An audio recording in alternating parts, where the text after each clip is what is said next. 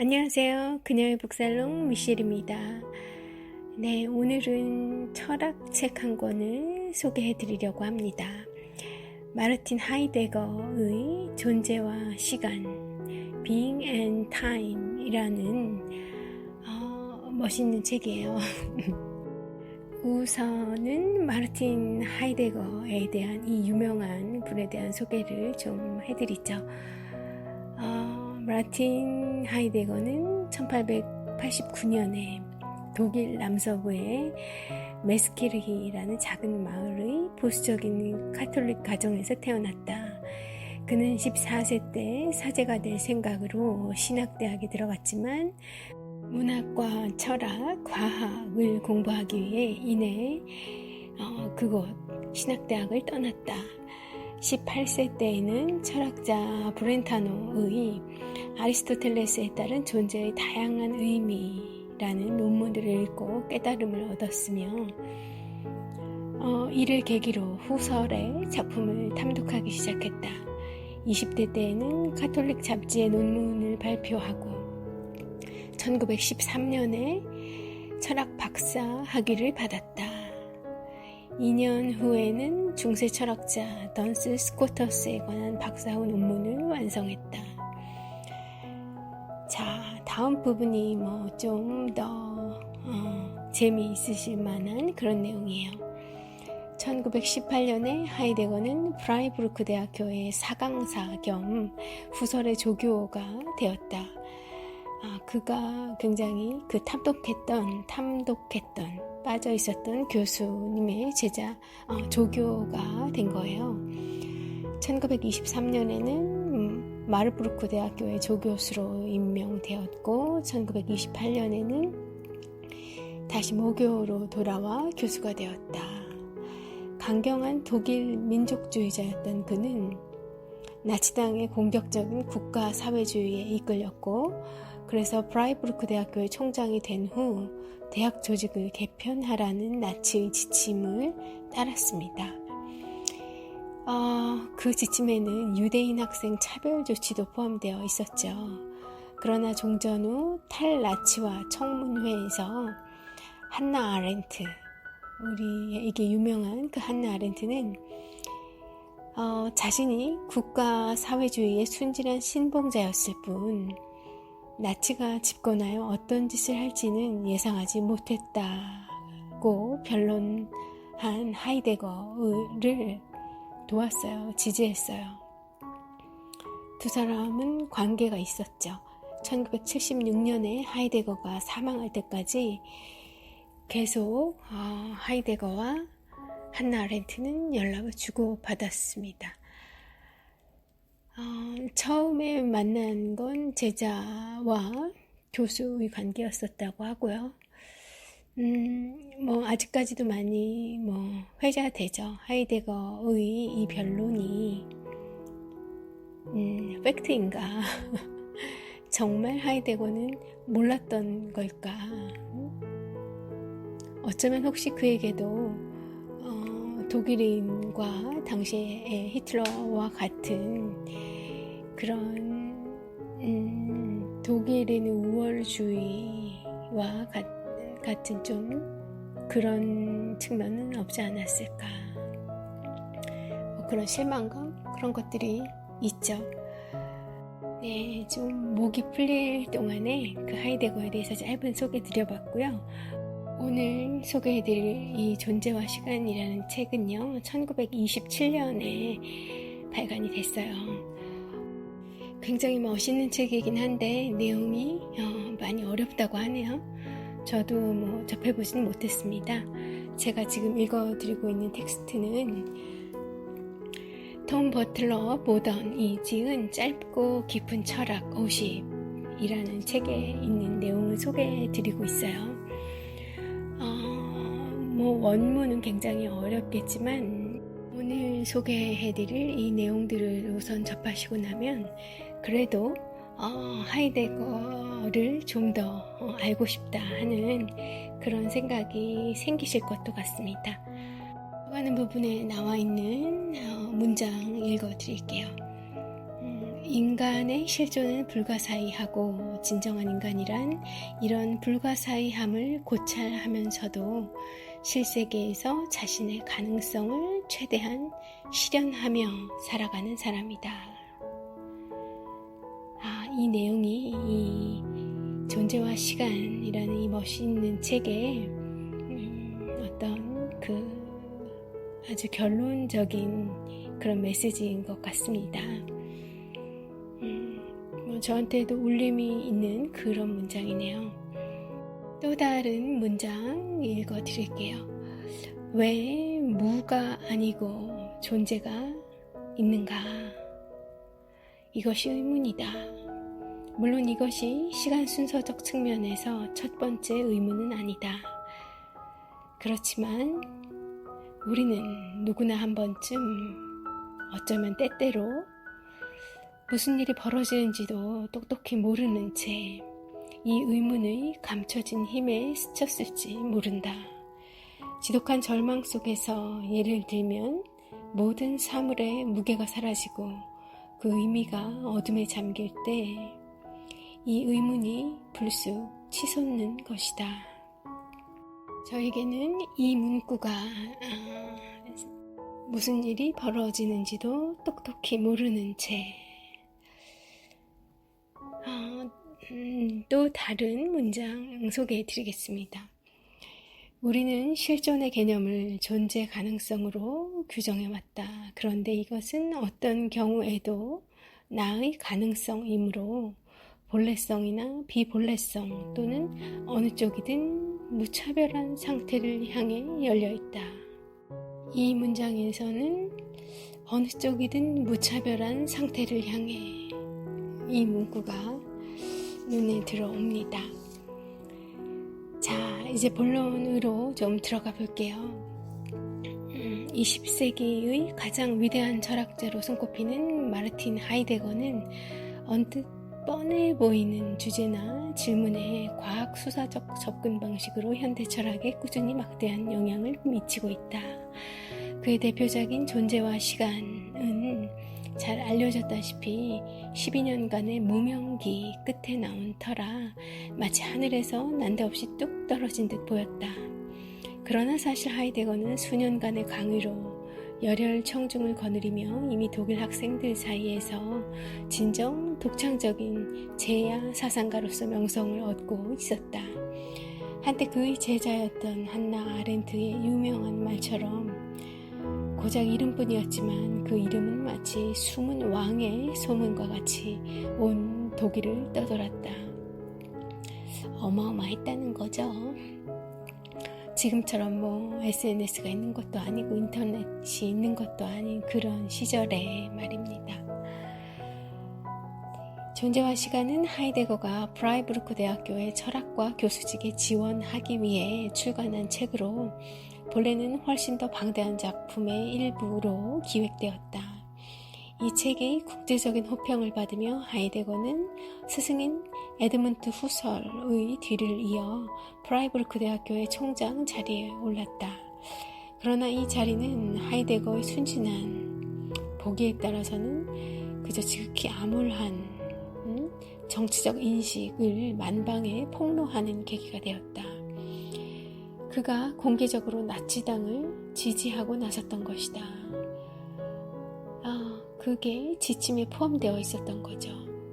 그리고 그 지침을 따르기로 최종 결정을 한 것은 총장이었던 하이데거의 결정이었겠죠. 제1차 세계대전의 굴욕적인 패전 이후 많은 독일인들이 그랬듯이 하이데거도 독일이 다시 위대해지기를 바랐지만 그가 진짜 반유대주의자였는가에 대해서는 여전히 의견이 분분하다. 그는 유대인인 아렌트와 공공연한 연인 사이였고 그 앞서 고작 이름뿐이었지만 그 이름은 마치 숨은 왕의 소문과 같이 온 독일을 떠돌았다는 말을 했던 그 한나 아렌트요. 그 한나 아렌트와 공공연한 연인 사이였고 그녀는 평생 하이데거의 충실한 지지자로 남았다. 이 문제를 어떻게 보든 간에 하이데거의 철학에 그의 정치관에 좌초되었다는 사실은 공교롭게도 그의 철학적 관점, 즉 아무리 독자적으로 보이는 인간이라도 결코 자신이 속한 사회적 환경에서 분리될 수 없다는 사실을 단적으로 보여준다. 난해하기로 둘째가라면 서러울 이 존재와 시간을 공략하는 최선책은 여러 뛰어난 해설서 중 한 권과 잘 한 권을 택해서 그것과 함께 읽어나가는 것이다. 무턱대고 원전에 덤벼들었다가는 헤어날 수 없는 수렁에 빠진 기분을 맛볼 것이다. 이 존재와 시간뿐이 아니라 또 이 하이데거뿐 아니라 많은 철학자들의 책들은 길잡이를 필요로 하는 것 같아요. 더군다나 이 문사철 이런 인문학과를 업으로 하지 않고 그것을 전공으로 하지 않은 사람들이 어느 날 느닷없이 이 철학서를 읽어나가는 것은 쉽지 않은 일입니다. 그런 의미에서 사실 제가 오늘 소개해드리고 있는 책은 해설서라고 볼 수는 없어요. 그 해설서라고 하면 한 그런 철학자의 어떤 이론에 대한 해설, 어떤 한 철학자의 특정한 한 권의 책을 가지고 해설하고 해석하는 그런 방식의 책인데, 제가 소개하고 있는 것들은 인류의 역사에 그 물꼬를 그 향방을 이끌어왔던 주요한 철학자들의 철학서들을 아주 한 50권 정도 되는 그런 책들을 소개하고 있는 책이 있고, 그들의 핵심적인 결론이 무엇이었나 하는 정도의 책이지 해설서는 아니거든요. 그렇지만 저에게 도움이 되었던 것처럼 여러분에게도 또 이 하이데거가 어떤 인물인가, 그리고 또 우리 삶에, 우리 일상에 직접적으로 적용될 수 있는 그의 발견, 통찰, 가르침은 어떤 것들이 있는가, 그런 측면으로도 충분히 가치가 있는 책이에요.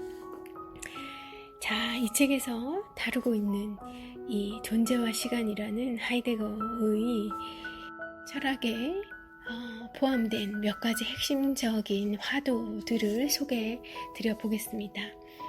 우선은 존재와 인격에 관한 내용이에요.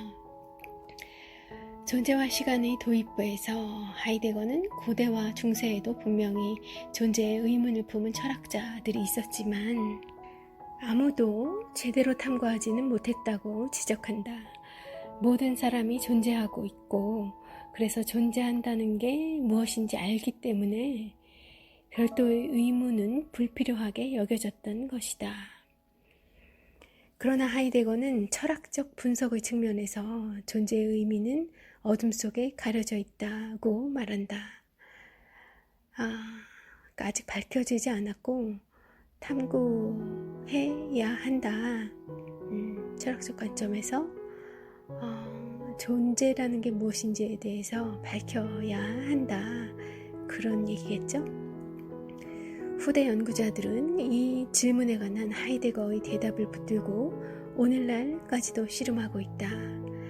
하이데거가 그 대답을 영어로 번역하기 힘든 그런 다양한 독일어들, 용어들을 아주 숨겨놓듯이 사용했기 때문에 그 번역도 어렵고 그런 그 공부하는데 어려움이 많이 있다고 하네요. 그중 가장 중요한 용어는 다자인, 현 존재로 다자인, 이게 독일어로 다자인이고요. 현 존재라는 단어로 한글로는 그렇게 번역할 수 있습니다. 현 존재로 문자 그대로 번역하면 거기에 있음이 존재라는 거예요. 그렇지만 하이데거는 인간을 비롯해 스스로 생각하는 의식 단위를 가리켜서 이 단어를 사용했습니다. 것으로 생각하는 의식 단위. 하이데거의 중요한 질문은 인격, personhood란 무엇인가 였고요.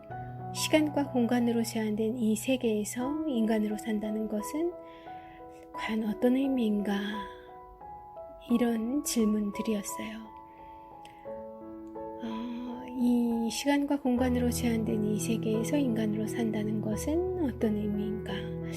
이런 것 때문에 사실 제가 하이데거의 책이 떠올랐어요. 이 낭독해드릴 책으로 얼마 전에 소개해드렸던 그 알랭 드 보통의 프루스트를 좋아하세요?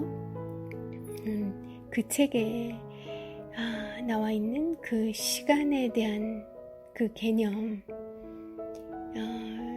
시간에 지배당하지 않고 그 시간을 나의 그 인간의 주체적으로 사용한다는 게 어떤 것인가의 정수를 보여준 그 프루스트의 그 방식, 그 프루스트의 글쓰기 작품에 녹아져 있는 그 방식에서 이 존재와 시간이라는 것을 다룬 하이데거의 생각으로 제 사유가 좀 이렇게 연결이 되더라고요. 자, 하이데거가 보기에는 과연 외부 세계가 존재하는지, 또 우리가 실제 알 수 있는 것은 무엇인지 같은 질문에 철학이 천착하는 것은 시간 낭비로 보였어요. 시간 낭비라고 생각했습니다. 보다 중요한 것은 세계 내의 존재, 세계 안의 나의 존재, 우리의 존재, 이런 거였던 거죠. 즉 우리가 의미와 가능성으로 충만한 세계 안에 존재한다는 사실이었던 겁니다. 이전의 철학자들은, 하이데거 이전의 철학자들은 세상을 바라보는 의식이 자아라고 생각했지만, 하이데거는 일찍이 공부했던 중세 기독교 신학의 영향을 받아서 자아를 세상 속에 위치시킴으로써 완전히 다른 길로 나아갔습니다. 데카르트에게 있어서 자아라는 것의 명제가 나는 생각한다 라면, 하이데거는 나는 관심이 있다 였어요. 이 말은 정서적 호감을 표현하는 통상적인 의미가 아니라 무언가를 찾고 연구하며 만들거나 다루고 구축한다는 의미에 가까웠고요. 그 대상은 사회적, 정치적 의미에서 타인들 속의 나의 위치, 타인에 관한 관심을 포함한 그런 타인들 속의 나의 위치, 그리고 나 자신의 발전 또는 나 자신의 전개였던 겁니다. 그러니까 생각한다는 것으로 나의 존재를 다했다고 존재로서의 의미가 있는 를 다했다고 보는 것이 아니라 어떤 관심을 가지고 그리고 무언가를 이루려고 노력하고 그것도 타인들과의 그런 세상 안에서의 관계 속에서 나 자신을 발전시키고 펼쳐나가는 그런 존재로서 인간의 존재론을 정의를 한 거예요. 그러니까 데카르트에서 한 단계 큰 진보를 이끌어낸 게 하이데거였고, 그래서 많은 후대 철학자들이 하이데거에게 비치고 있는 것 같습니다. 하이데거에게는 세계를 바라보는 세 가지 방식이 있었어요. 둘러봄, 그리고 다른 존재에 대한 돌봄, 그리고 자신에 대한 꿰뚫어봄입니다. 이 세 가지의 방식은 각각 근본적으로 다르고 데카르트의 단순한 심신 이원론의 차원을 넘어서요. 이런 구분을 통해서 우리는 하이데거가 존재에 흔히 눈에 보이는 것보다 훨씬 더 많은 사유거리가 있다고 느꼈던 그 이유를 알아나가기 시작합니다. 눈치채셨겠지만 이 하이데거의 사상은 니체의 사상의 계보를 잇고 있는 것 같아요. 이 힘의 의지, 니체가 얘기한 will to power, 힘의 의지가 이 하이데거의 그런 존재론 속에 녹아 있는 것 같습니다. 하이데거는 현상학의 창시자, 에드먼트 후설의 제자였다가 나중에는 조교가 됩니다. 하이데거는 특유의 수사적 방식으로 현상학이란 용어의 기원이 스스로를 보여주다 란 의미의 파이네스타이이고, 이는 다시 드러내다 라는 의미의 파이노에서 유래했음을 밝혀내요. 현상학이라고 하면 의식의 철학이고요. 그 현상학, 의식의 철학이라는 것의 용어의 기원이 스스로를 보여주고 드러내는 그런 것에서 유래됐다 하는 걸 밝혀냈다는 거예요. 이로써 하이데거의 현상학은 만물이 스스로를 보여주는 방법, 특히 인간이 자신을 세상에 드러내는 방법을 규명하는 학문이 되었습니다. 현상학이 이런 거였군요. 이런 연구를 통해 하이데거는 인간을 어떤 영원한 본질이나 영혼의 발현으로 보는 온갖 종류의 신학적 개념에서 벗어나 인간의 삶이라는 무대에서 스스로를 표현하는 존재로 설명했다. 현 존재의 본성은 지속적으로 자신을 돌아보고 자기 위치를 탐색하면서도 불확실성을 극복하고 자기 정체성을 확신하는 것이다. 이런 본성 중 하나는 스스로를 세계에 보여주거나 드러내는 것이며, 인간이라면 이 경우 말과 행위를 이용한다. 삶이란 결국 자신이 처한 환경 내에서 모든 가능성을 탐색하는 과정이다. 사실 저는 이런 내용을 읽으면서 안타까워요. 이런 내용은, 이런 거는 초등학교 때부터 마르고 닳도록 배웠어야 하는 건데, 유치원에서부터 정말 그렇게 배웠어야지 되는 건데, 이걸 몰라서 너무나 힘들게 돌고 돌아서 그렇게 인생이 가는구나, 왔구나, 이제 그런 생각들에 너무나 안타깝습니다. 우리의 교육 체계가 지금은 많이 좋아져서 이런 생각들을 어려서부터 해볼 수 있는 그런 교육으로 진화가 되었기를 바라요. 제가 유럽에서 만났던 그런 어린 아이들 같은 경우에는 물론 한국의 많은 아이들도 그렇겠습니다만, 그리고 또 지금은 더 그렇겠습니다만, 너무나 성숙하고 진지하더라고요. 그리고 굉장히 신중하다는 생각을 했어요. 아이가 좀 아이 같아야 되는데 너무 안 그런 거 아닌가 하는 생각이 1도 들지 않더라고요. 너무 진지해가지고 귀여운데, 온 경험과 사고를 동원해서 대하고 있다는 걸 알고 좀 저도 그 아이를 어른스럽게, 어른으로 하나의 그 인격체로서 대해주게 되는 그런 경험을 했던 기억이 나네요. 또 얘기가 삼천포로 빠졌습니다.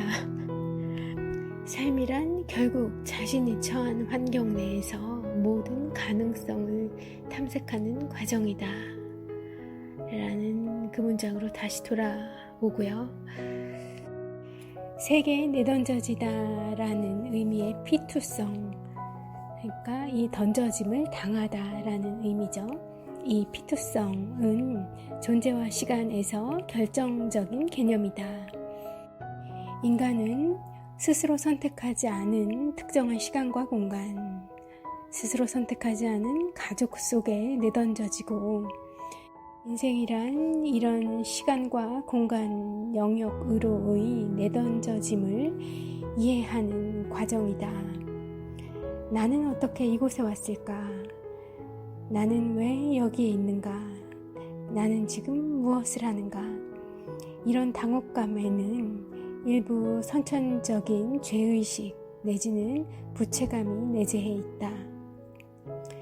우리는 인생에서 무언가를 이루어야 한다는 모종의 책임감을 느끼고 다행히도 말과 행위 능력을 갖추고 태어난다.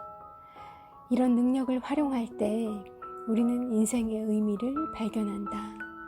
사실 우리 앞에 의식과 환경이란 원료가 주어진 상태에서 인생이 의미를 갖지 않는 게 오히려 불가능할 것이다. 모든 것이 주어지지 않은 것 같지만 사실 필요한 모든 것은 주어졌다는 그런 뜻인 것 같기도 하죠. 죽음 역시 하이데거에게는 한 사람이 자기를 보여주는 과정의 끝이란 점에서 매우 중요하다.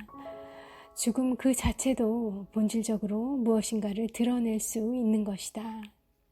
세상에 내던져진 그런 피투성이라는 인간의 본질에 대한 하이데거의 생각을 소개해 드렸습니다. 이미 모든 것이 우리에게 주어져 있고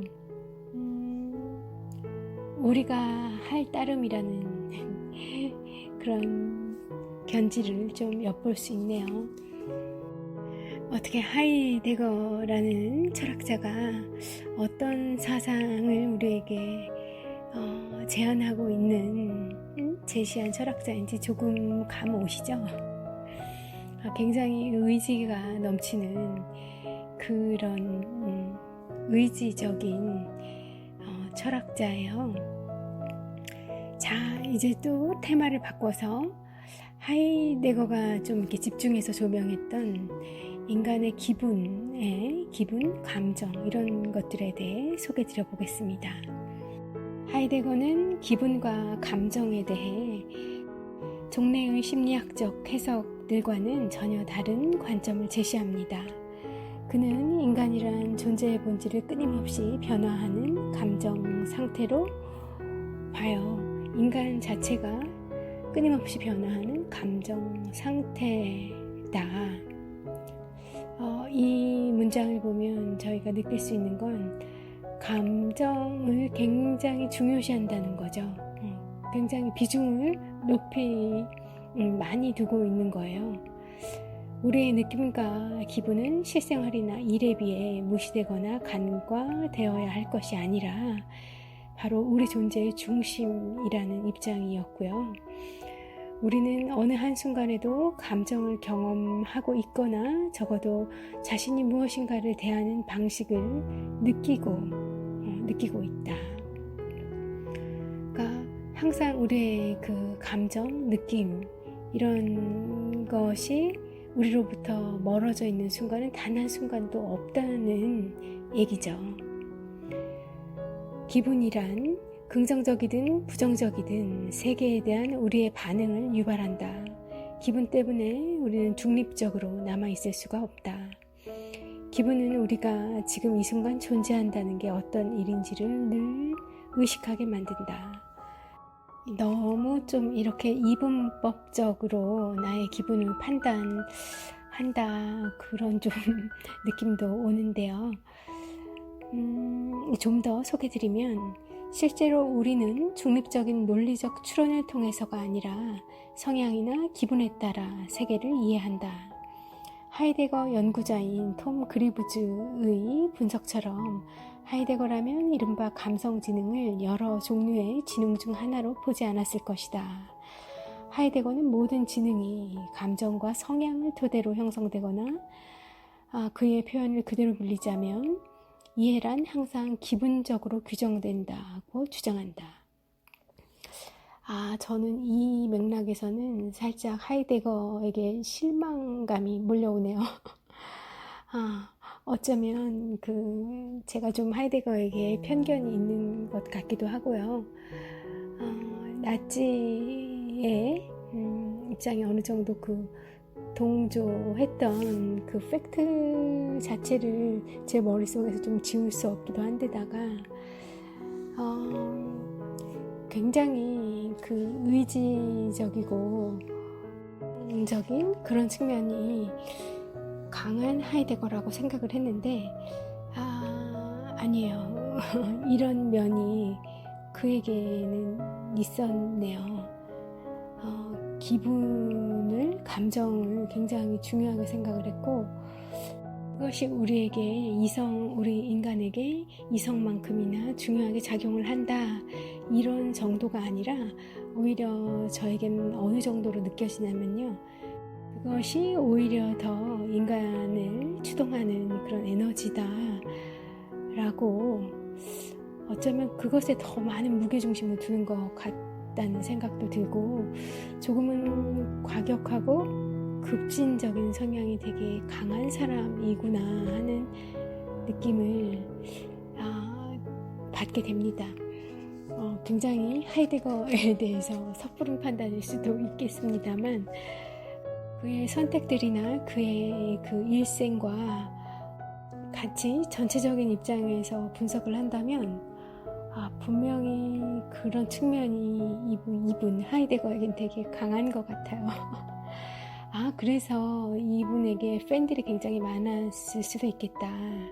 그리고 그래서 어쩌면 히틀러의 전체주의에 이 하이데거와 잘 매칭되는 그런 측면이 있고, 그래서 본인의 의사와 기분, 감정, 그리고 의지 이런 것들이 복합적으로 작용돼서 그런 선택을 했던 건 아닐까, 저 나름대로 추측을 해보는 그런 재미가 있는 하이데거네요. 다 지났으니까 이렇게 얘기해보는 거지. 그때는 어땠을까요? 그 당시의 상황이라고 하면. 다시 하이데거 텍스트로 돌아가 보겠습니다. 독일어로 기분을 뜻하는 단어 스티뭉은 한때 악기의 조율을 의미했다. 기분이란 우리의 존재를 주변의 세계에 조율하는 것이다. 우리는 세상과 불협화음을 낼 수도 있고, 이를테면 그런 건 이제 공포, 걱정, 두려움 이런 기분으로 나타나는 거고요. 그리고 때로는 조화를 이룰 수도 있으며, 만사가 순조롭게 풀려나가는 그런 느낌을 받을 때가 바로 이런 조화를 이루는 경우겠죠. 또는 우리를 새로운 기분으로 몰아넣는 사건이나 장소, 사람과 마주칠 수도 있다. 아주 위대한 연설과 마주하게 된다거나 아니면 아주 멋있는 그런 자연 경관 앞에 서게 될 때, 그때 또 우리는 아주 경이로운 그런 기분에 빠져들게 되죠. 우리는 끊임없이 이렇게 스스로를 세상에 맞춰 조율해 가고 있는 셈이다. 내 눈앞에 내 앞에 펼쳐지는 이 환경에 대해 끊임없이 어떤 식으로 반응을 해가면서 나의 기분을 표출하고 그런 조율 활동을 해나가고 있다는 거죠. 네, 하이데거의 핵심적인 사상들을 조금씩 소개드리고 있어요. 먼저 이 세계에 내던져진 자아로서의 필요성이라는 인간의 본질적 속성에 대해서 알아봤고요. 또 조금 전에는 하이데거가 기분이라는 것, 인간의 감정이라는 것에 어느 정도의 비중을 두고 있는지, 그 감정이라는 것, 기분이라는 것을 어떻게 나름대로 정의를 하고 계신지 말씀을 드렸습니다. 이런 것들을 기반으로 해서 하이데거가 말하는 본래성에 대해서 알아보도록 할게요. 하이데거가 말하는 본래성이란 우리의 실존을 인식할 가능성이 매우 낮다는 것을 인정하면서도 계속해서 이해하려고 노력한다는 의미이다. 비본래적인 인간의 삶은 사회적 그들에 의해 형성되지만 본래적인 개인은 적어도 시간, 공간, 공동체가 허락하는 범위 내에서 자신이란 존재의 주인으로서 충분한 자유를 만끽한다. 그러나 본래성에는 언제나 정도의 차이가 있을 뿐 지금껏 어느 누구도 진정으로 공동체나 사회의 목소리, 하이데거가 말하는 세상 사람들로부터 완전히 분리된 적은 없다. 좀 어렵네요. 계속 읽어볼게요.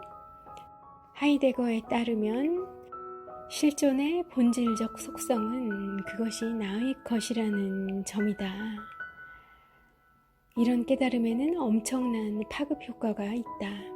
사실 이런 자각의 무게는 너무도 도저하여 본래적 삶의 의미를 제대로 이해할 수 있는 사람은 거의 없다. 그래요, 너무 어렵네요. 인간에게 보다 자연스러운 존재 양식은 자아 실현이나 힘겨운 자기 성찰의 길을 걷기보다는 그냥 수많은 인간 중 하나로 살아가는 것이다. 게다가 자아 실현이나 자아 성찰을 추구하는 사람들 중에도 온전히 자기 힘으로만 만들어진 사람 같은 건 없다. 세상 속에 존재하면서 이런저런 관계로부터 많은 도움을 받아서 성장하고 또 이루어 간다는 거죠. 인생에 대처하는 적절한 방법은 세상의 여론과 별개로 실제나 진리의 결론으로 이르는 길을 따라 인생에 몸을 내던지는 것이다. 역설적이게도 우리는 자신이 이 세상의 매우 중요한 부분임을 인정할 때에야 비로소 세상의 변화를 만들어낼 수 있는 지점을 정확히 찾을 수 있다. 오로지 인간만이 세계 속에 존재할 뿐 아니라 이 세계를 만들어가는 데 기여할 수 있는 것이다. 이렇게 대단한 존재로서의 인간을 스스로를 자각하고 그리고 그 인생에 몸을 내던짐으로써 주체적으로 행동하고 열정적으로 뛰어들라, 열정적으로 순간순간을 살아내라 하는 하이데거의 메시지를 읽어낼 수 있습니다. 또 다른 테마로 넘어가 보겠습니다. 불안과 결단성에 대한 하이데거의 입장이 어떠했나 살펴볼게요. 하이데거에 따르면 불안의 감정은 인간이 세상에서 경험하는 어떤 자기 집에 있지 않음, 그러니까 편히 쉴 수 없음, 그것의 자연스러운 결과를 불안이라는 감정으로 보았어요. 그렇지만 불안은 본래적인 삶의 필연적 요소라고도 보았습니다. 본래성의 본질은 우리가 이런 고립감을 없애거나 줄이는 것이 아니라 그냥 사실로 받아들이고 개의치 않고 살아가는 것이기 때문이죠. 사실 어떤 사람이 인생과 충분히 일체감을 느끼며 완전히 집에 있는 듯 편안하다면 그것은 본래성의 신호와는 반하는 겁니다.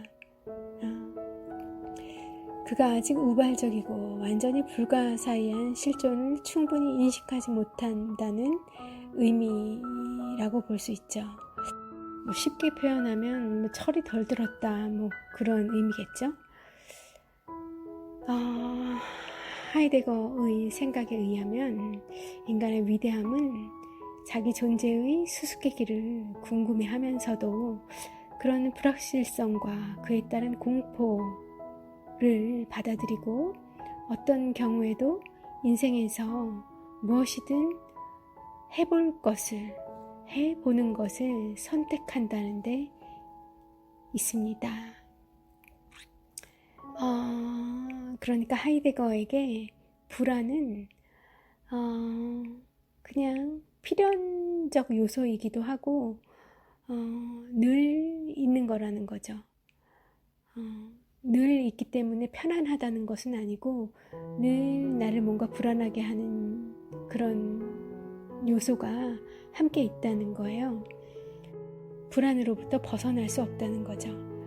그럼에도 불구하고 그런 불안, 모호함, 이런 환경 속에서도 위험을 감수하고 어떤 새로운 도전을 항상 무엇을 하지 않기보다는 무엇을 해보는 쪽을 선택하는 것, 그런 결단을 내리는 것, 그것에 인간의 위대함이 있다고 하이데거는 이야기했습니다. 이 하이데거가 어떤 분인지 정말 이제 감이 오시죠, 확실히. 하이데거가 양심이라는 것을 어떻게 정의를 하고 있냐면, 도덕적인 의미로서 그 양심적이다 뭐 그런 의미로 사용한 것이 아니라 스스로에게 끊임없이 자기 성찰의 길을 걸으며 독자적으로 행동하라고 일깨우는 것, 그걸 양심이라고 봤어요. 그러니까 인간이라면 누구나 이래야 된다고 생각을 하고 있는 거예요, 하이데거는. 그리고 또 결단성이란 하이데거에게 있어서 어떤 대중적인 관습과 의견을 가진 그들이나 사람들에게 흡수당하지 않고 세계와 타인과의 관계 속에서 수행해야 할 고유한 역할을 수행하기로 분명히 결정하는 것이다.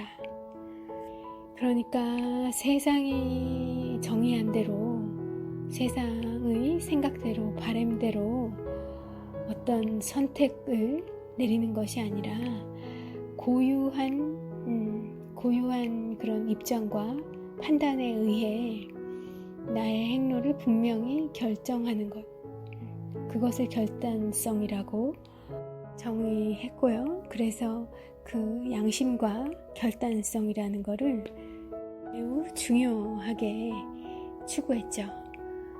하이데거가 볼 때 존재의 결정적인 특성은 그것이 시간 속에서 전개된다는 것이었습니다. 시간 속의 존재라는 것은 항상 무언가를 향해 움직이고 있다는 느낌이므로 인간이란 존재, 인간의 본질은 바로 미래의 지향성이라고 보았고요. 우리는 과거의 산물로서 과거를 반추하지만 인간의 진정한 본질은 앞을 바라보는 것이다 라고 한 문장으로 이야기하면 우리는 우리 자신의 가능성인 것이다 라고 하이데거는 주장합니다. 하이데거는 철학이 감각이나 이성 중 어느 한 가지를 통해 얻어진 자료에 기초해야 한다는 생각을 거부했고요. 세상이 단지 우리 마음의 투영물일 뿐이라는 쇼펜하우어의 개념도 전적으로 부정했습니다. 우리는 분명히 세상 속에 존재하고 있고 세계와의 관계 속에서 아무 의미도 없이 존재하기란 불가능하다는 것이 하이데거의 입장이었어요. 그러니까 우리는 의미 있어야만 한다라는 거였죠. 나는 사랑하고 나는 행동하며 나는 영향력을 지닌다. 이것이 나란 존재의 본질이고 이런 자각은 평생에 걸쳐 명확해진다. 이 문장은 너무 아름답네요. 100% 공감한다는 의미예요. 다시 한번 읽어보고 싶네요. 우리는 분명히 세상 속에 존재하고 있고 세계와의 관계 속에서 아무 의미도 없이 존재하기란 불가능하다. 나는 사랑하고 나는 행동하며 나는 영향력을 지닌다. 이것이 나란 존재의 본질이고 이런 자각은 평생에 걸쳐 명확해진다. 여러분은 어디쯤 있으실까요? 또 저는 어디쯤에 있을까요? 때로 불안하고 때로 너무 괴롭고 때로 너무 지겹고 때로 너무 지치고 하더라도 끊임없이 내 속에 그런 에너지를 끌어올려서 이 하이데거가 이야기하는 그런 존재의 본질을 늘 추구할 수 있어야 할 것 같고요. 그것이 또 이 하이데거에게 영향을 미친 그런 또 니체의 사상이기도 합니다. 때로 힘들고 지치고 또 외롭고 그러면 아니면 세상이 꼴보기 싫고 그러면 어디 자신만의 아지트나 동굴 같은 데 조금 숨어서 쉬다가 그렇게 또 쉬어서 많이 충전하고 또 시간을 좀 흘려보내고 힘든 시간을 흘려보내고 다시 또 기운내서 세상 밖으로 나와서 또 나의 이 존재성을 휘날리면서 또 그렇게 살아가는 게 또 인간의 숙명이고 또 인생 아닌가 그런 생각이 문득 드네요. 자, 이제 좀 마무리를 해보도록 하죠.